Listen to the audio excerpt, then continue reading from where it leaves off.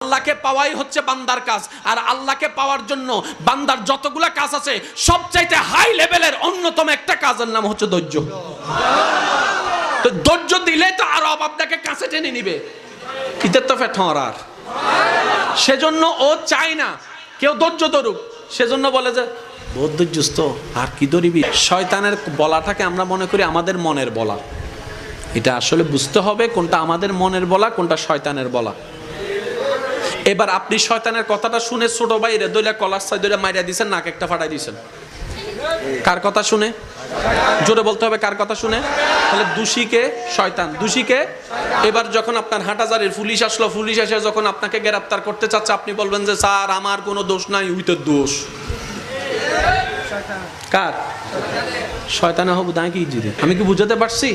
ঠিক একই ক্যারেক্টারটা শয়তান হাসরের ময়দানেও করবে। আমরা যখন বলবো আল্লাহ নামাজ